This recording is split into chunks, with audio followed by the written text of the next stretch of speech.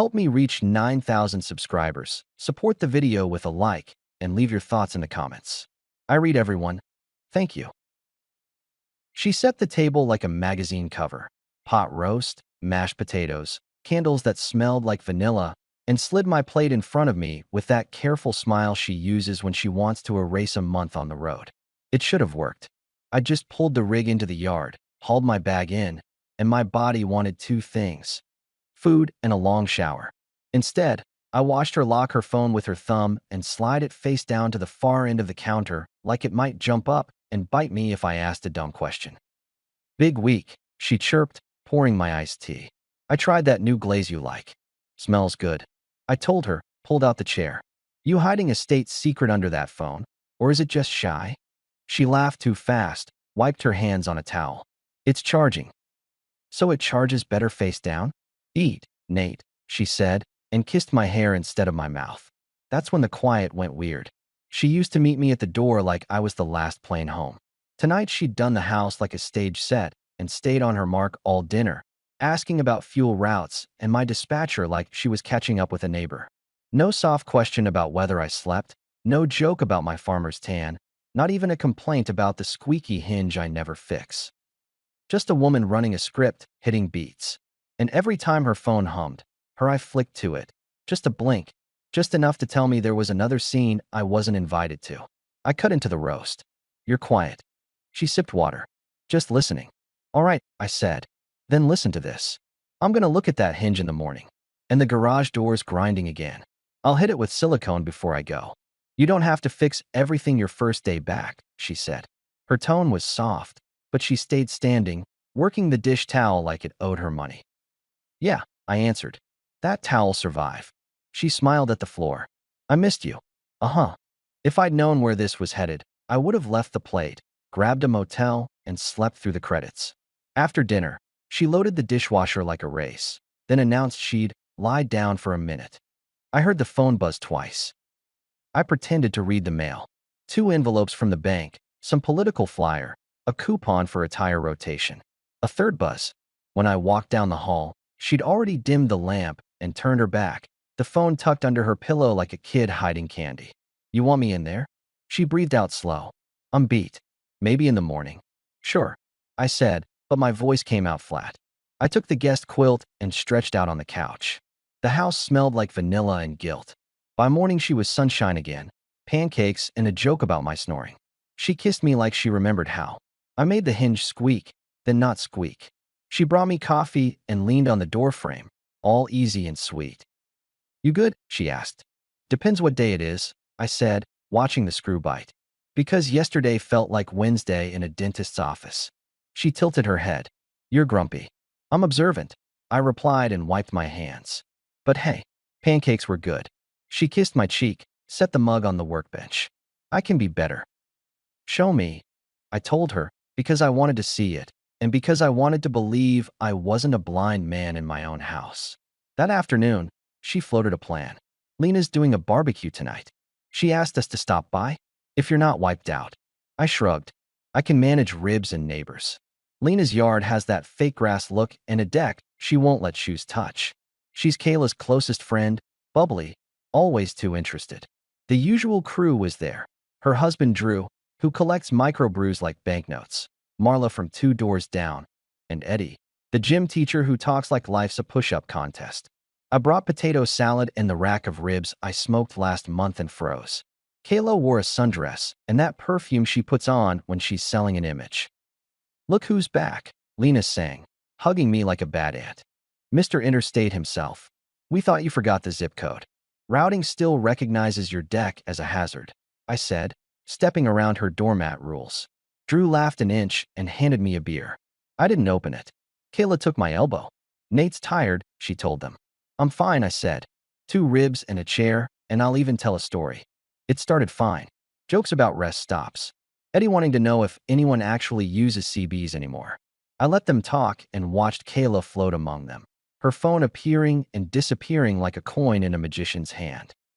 Once, she drifted far side of the yard to help Marla with plates, but I saw her step behind a trellis, screen lighting her face.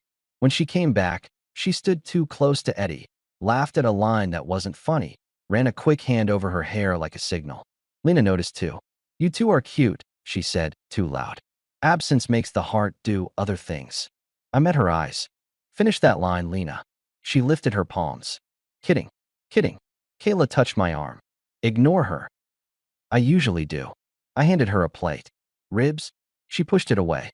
I'll eat later. Drew boomed from the grill. So how long till you hit the road again, Nate? Friday, I said. Lena smiled at Kayla like they'd rehearsed it. So quick. Kayla kept her face neutral. It's work. You could take a week, Marla offered.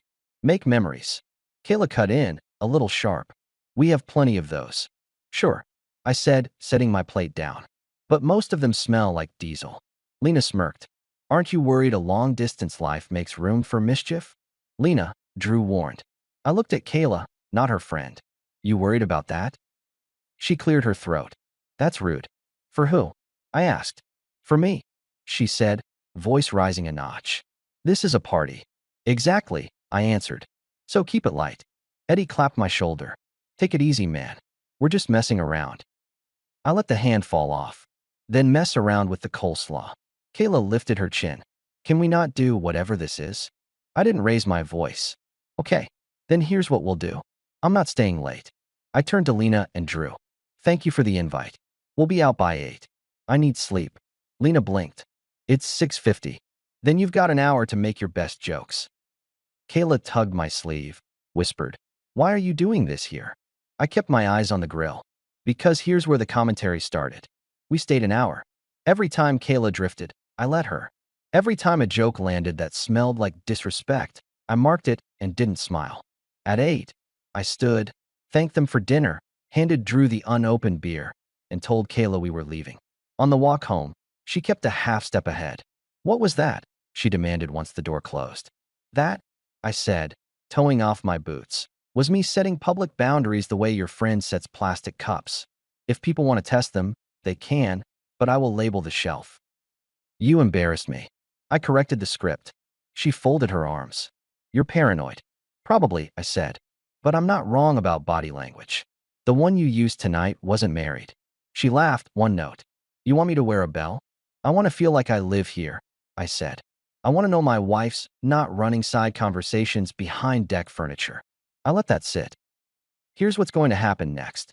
I'm not doing drop-ins anymore when I'm on layovers. You want to see me, you text me the day before. No more surprise lunches you cancel because Lena had a thought. Second, money split for a while. My pay goes to the business account. House expenses come from a budget we agree on. If someone needs new shoes every Saturday, she explains it like we're adults. Third, I'm done with maybe plans. We set times, or we don't. No gray. Her mouth opened and shut like she'd lost a prop. You're punishing me. I'm protecting me. That's ridiculous. We'll see, I said. Showers mine first. She didn't follow me that night. But in the morning, she made me eggs and put my coffee in the to-go mug with a note that said, Thank you for the hinge. I want to fix us too. Soft. Acceptable. A small apology without saying the word. I stuck it in my wallet. I wanted to believe. On Thursday, she called while I was at the yard checking tires. Ethan, my loader, a guy who lives on energy drinks and conspiracy podcasts, handed me a wrench and pointed at my phone lighting up in the cup holder. You gonna answer that? He asked. Depends if it's my wife or a timeshare. He snorted. Same difference. I answered. Yeah. You still mad? She asked. I'm not mad. I'm adjusting. She went quiet, then softer. I'm making chicken tonight. Come home early. Please. I can't just park a 40-footer on a whim, I told her. Then because I'm not heartless. But I'll try. She sighed with relief. Thank you. I'll light a candle. Maybe light two. It's a big house. On my way out of the yard, I told Ethan I'd swap my Friday departure to Saturday. He looked at me like I'd grown a second head. You sure? He asked. Dispatch already slotted you. Tell Frank I'll make up a day on the back end. He grinned. Look at you, Romeo. Then he saw my face. Hey, joking. Yeah, I said. I know. I made it home early. We ate chicken. She was easy, warm, like nothing had happened. When I stood to rinse plates, she slid behind me, wrapped her arms around my waist, and rested her chin on my back. Gentle. Familiar. I'm sorry I was snippy at Lena's, she said, voice low. She's a gossip. I shouldn't let her pull me into it. There it was, the first softening. Meant to reset the dial. I dried my hands. Thank you. I do want to be better, she added. I want us. I want clarity, I answered. Those rules I laid out stay. She nodded into my shirt. Okay. We did the couch thing, a movie, her feet under my leg. Normal. Close enough to fool an optimist. I'm not one, but I can rent the suit for an evening. She went to bed early. I watched the end credits, turned off the TV, and did a quick walk through the house. Her phone sat on the kitchen counter, face up, locked. I didn't touch it. The hinge didn't squeak. Friday morning, I loaded up. Kayla kissed me on the porch in front of the begonias Lena bullied her into planting. She handed me a paper bag. I made sandwiches, she said. Turkey and mayo, the way you like. Be careful out there. Always am. She smiled, touched my jaw, held on a beat longer than usual, eyes wet but not crying. It looked like sincerity. I decided to take it at face value and give the day to good faith. 2 hours down I-70, after the city fell away and the radio turned to static and farm reports, my phone pinged with a text. I keep it on a dash clip for GPS. The preview flashed before the lock screen faded. My husband left. I'm waiting for you tonight. You'll come, right? Then it disappeared. The road was straight and empty, and I felt the kind of quiet you get at 3 a.m. in a rest stop. Too still, too clean. I signaled, moved into the right lane, and took the next exit, a truck stop with a diner, 14 pumps, and a lot leveled by a bulldozer. I parked the rig, set the brake, laid both hands on the wheel, and stared through the windshield while a guy in a faded baseball cap filled his pickup like he had no worries at all. I unlocked my phone. The message wasn't there. Not in recent, not in deleted, not in the cloud. Like a ghost bumped my house, smiled, slipped back through the wall. I don't panic. I make decisions. My thumbs moved without shaking. I typed, I'll tell my attorney you're expecting him. I hit send to the same contact and watched the word delivered pop under a gray bubble. No answer. 10 silent minutes. Then I locked the phone, got out of the cab, and walked into the diner. The waitress poured coffee without asking. Long road, she said. Longer now. She nodded like she'd heard that sentence 100 times and left me alone. Ethan called. I let it ring out, then texted him, bump me to Sunday. He shot back 3 question marks. I sent one word. Scheduling. Then I texted Kayla, running late. Don't wait up. She didn't respond. I sat with the coffee till it turned bitter, paid cash, and went back out into the afternoon heat that felt like a joke. When I climbed in the cab, I made a call I should have made a month ago. Our credit card company. I set a limit for shared expenses and split my direct deposit for the next pay into a separate account under my LLC. Clean, simple. No speech. No warning. I'm allowed to put a roof over my own head. Then I sent one more message. No more drop-ins. Planning only. Budget fixed as discussed.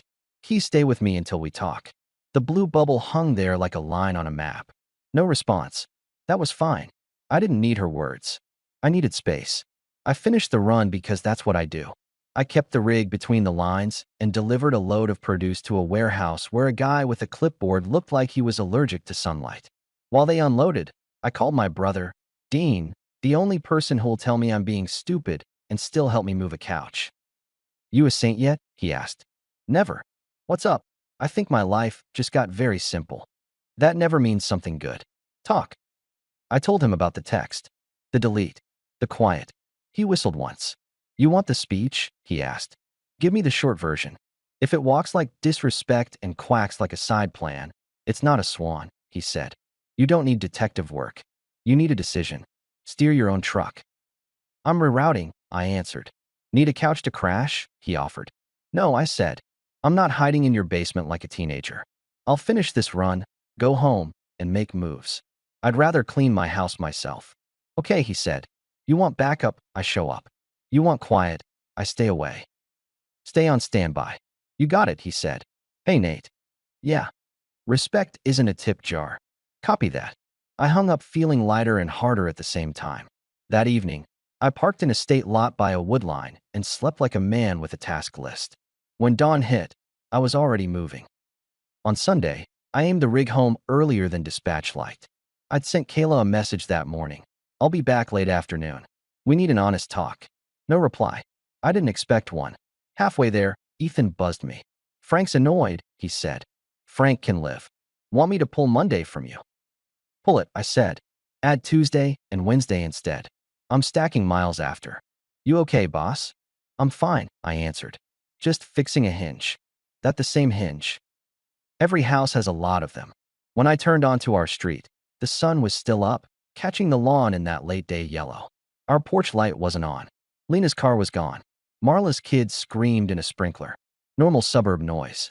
I parked the truck in the yard like a monument to the life I chose, grabbed my bag, and walked up the front steps.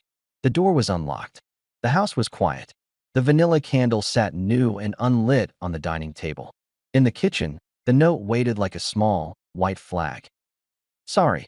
I hoped you'd never find out, and I really am sorry for the hurt. You deserve better. I'll file. I won't ask for anything. You'll only need to sign. I stood there with the paper in my hand and the clock clicking over the stove. I felt nothing dramatic. Just the clarity you get when a storm moves off and you see the mess it leaves. I set the note back where I found it, opened the cabinet, pulled out 2 boxes of trash bags, and started to work. Pictures down. Her things in bins with her name on tape. I was efficient. I labeled like a factory. I set a stack by the door and texted Dean. Come by with the truck. He answered, 10 minutes. Kayla didn't come home. I didn't call her. I handled the living room, bedroom, bathroom. I left the guest room and garage for later. When Dean knocked, he saw the boxes and whistled. You want a hand or a sermon? He asked. Hand. We loaded the bed of his pickup until it sat proud and square. I kept my voice steady. I didn't trash anything. I didn't smash picture frames or throw jewelry. I just finished a job. Dean watched me pad the boxes with blankets. You're calm, he said. I don't do chaos, I answered. When we finished, I locked the front door and walked with him to the curb. Lena's car turned down the street, saw us, and kept going. People will talk, Dean said. Let them, I replied. They already did. You want me to store this stuff? He asked. Put it in your garage for now. I'll text Kayla a pickup time tomorrow. If she wants a delivery, she can hire it. He nodded. What do you say when she calls? What I always say, I told him. Clear rules. Monday morning, I sent Kayla a 3-line message. Boxes are ready. You can pick them up Tuesday between 6 and 8 p.m. I'll be home till 5. Leave the keys on the counter. She didn't respond. At noon, Lena texted me a paragraph about how I was overreacting, about forgiving, about everyone makes mistakes. I wrote back 2 sentences. My house, my rules. Stay out of my driveway. Ethan asked if he should push my loads back another day. No, I told him. Actually do the opposite. Stack me heavy. Vic at dispatch owes me. Call it in. I want miles. If it fits legal, I'll haul it. Now you're talking, he said, and I could hear the grin in his voice. At 2, Marla rang the bell. She stood on the porch with a pie and a worried smile. I don't want to intrude, she began. You're already here, I said, softer than it sounded. You can say it. I saw the boxes. Yeah. She shifted her weight. Kayla's not. She's not bad. I'm not a court, I told her. I'm a man with a house. And a packing schedule. She said she left you a note. She did. Marla held out the pie. I made blueberry. It's not a side. I took it because there's no point refusing kindness. Thank you. She's staying with Lena, she added. For now. I figured, I said. People who give advice usually have spare couches. If you need anything. I'm good. I cut in, not unkind. But if you see her, tell her 6 to 8 tomorrow. If she misses it, she can coordinate with Dean. Marla nodded. Looked like she wanted to say more, then thought better of it. You always kept your lawn straight, she said instead. A neighbor compliment when she has no words. That counts for something. It does to me. After she left, I stood in the kitchen with the note again. I read it twice and put it in a drawer. The house echoed. I walked a loop. Living room, hall, bedroom. I took down a photo of us at the county fair, left the nail. Then I grabbed my laptop and canceled the anniversary trip I'd booked secretly for a mountain cabin. No big email. Just a click and a refund. Control your schedule. Control your spend. That was my therapy. At 4, Kayla finally texted. I'm sorry. I'm not coming by. I'll sign papers. Please just be kind. No defense. No story. No denial. That silence said everything people argue over for months. I typed back. I'm not interested in a scene. Documents, keys, logistics. That's all. She wrote, okay. Then, 15 minutes later, a second softening. Longer. I cooked for you. I tried. I panicked. I didn't know how to tell you things weren't working when you're gone so much. None of this is an excuse. You didn't deserve it. I hope you find someone who sees you. It was polished, maybe even honest in parts. It also came after I closed doors and changed rules. I didn't reply. Some things burn cleaner without air. At 5:30, the door opened. I was on the porch with a wrench tightening a rail screw that never holds. Kayla stepped in, hair in a ponytail, no makeup, wearing a sweatshirt I bought her at a roadside antique fair. She walked to the kitchen, set her keys on the counter, and stood with her back to me. You want to talk? She asked, not turning around. About logistics. That's it. That's it. She faced me then. Her eyes were red like she hadn't slept. I know I have no right to ask for anything. That makes two of us, I said. I'm not asking for explanations. Nate, she swallowed. There are things you don't know. I know enough. A message meant for someone else. Disappeared. A note on the table. Silence where action should be. That's a full report. I messed up, she said, and the words came out thin. I hated being alone. I liked being wanted. Everyone likes being wanted, I told her. Respect is different.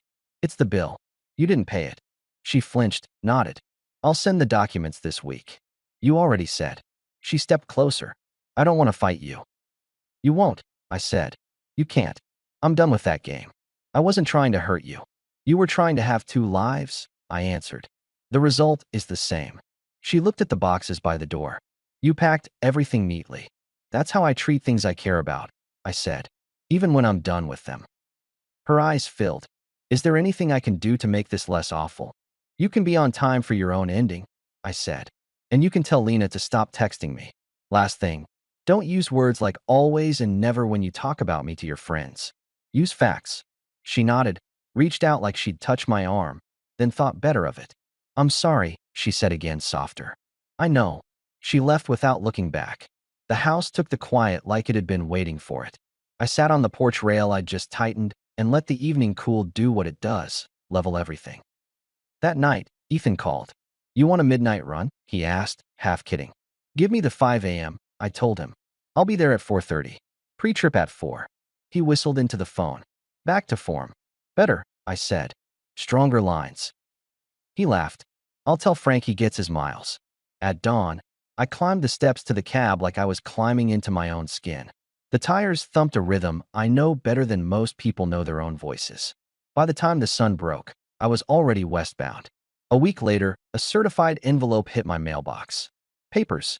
No contest, no claim, no argument. Just signatures and a date. I read every line like I read a manifest, carefully, without drama. Then I took a pen and added my name where it belonged. If you're waiting for some shouting scene, it never came. She kept her promise. I kept mine. The rest is just ink. I changed my route preferences and told Dispatch to stack me heavier. They smiled because heavier means money. I took more night drives. I like the road when it's me and a couple of taillights and 30 miles between exits. I swapped the old pickup for a newer one, not because I needed it, but because I wanted something that was just mine. I put a gym bag behind the driver's seat and started actually using it. Ethan cracked jokes, and I cracked back, and the days laid themselves out clean. One afternoon at a truck wash, I ran into a woman named Dana who runs a tire shop and knows more about torque than half the kids at the yard. We talked inventory and bad coffee. She had a laugh that sounded like she wasn't trying to sell anything. We met again for lunch. No promises, no script. Simple. A month after the papers, I saw Kayla in town. Grocery store, frozen food aisle. She stopped when she saw me and lifted a hand like a wave she wasn't sure was allowed. I nodded, stepped closer because I don't run from ghosts. Hey, she said. Hey. You look good, she said, and it wasn't flattery, it was observation. Work agrees with me. She shifted the basket into the other hand. I'm staying at a rental out by the lake. Quiet out there. Too quiet. She smiled without showing teeth. I'm doing okay. Good. She glanced down the aisle. I thought about reaching out, but I figured your silence was an answer. It was, I said, not unkind. Silence works if both parties understand the language. I regret a lot, she said. I wish I'd chosen different. I don't regret the time, I replied. Just the end. That part was sloppy. She huffed a small laugh. Still honest. It's what I can afford, I said. You take care of yourself. You too, she answered. Nate. Yeah. You were right about the hinge, she said, random as ever. It doesn't squeak anymore.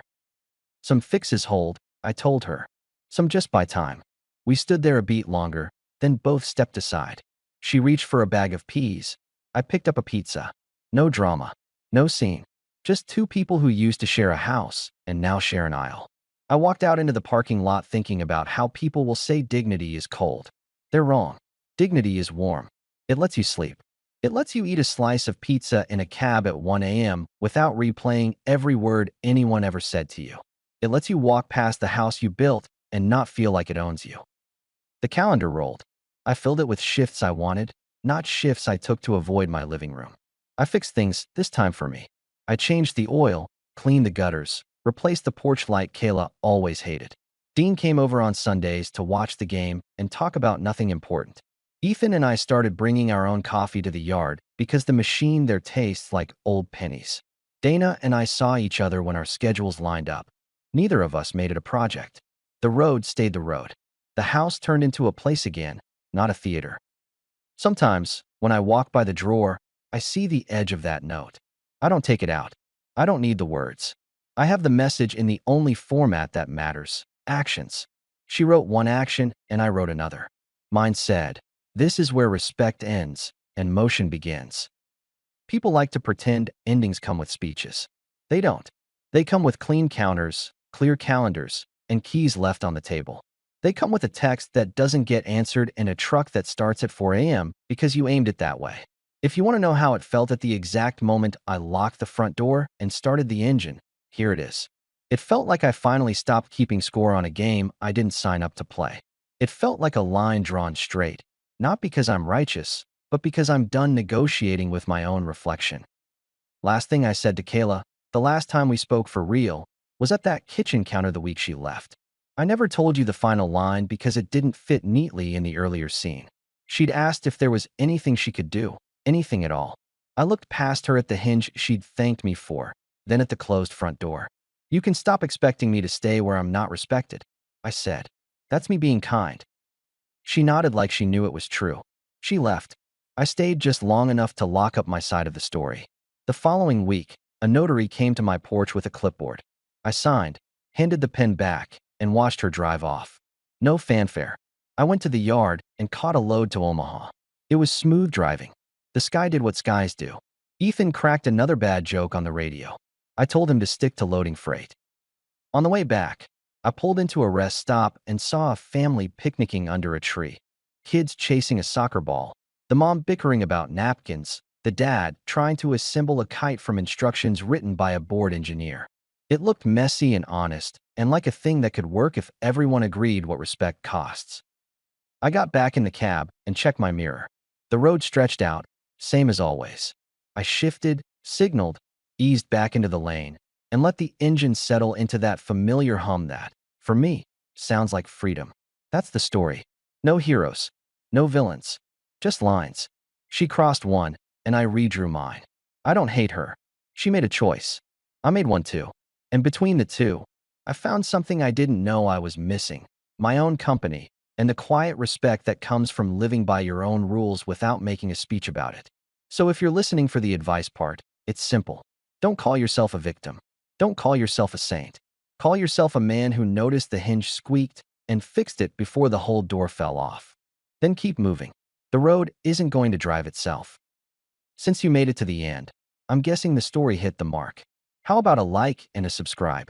It really motivates me to post more often. I'd also love to read your comments.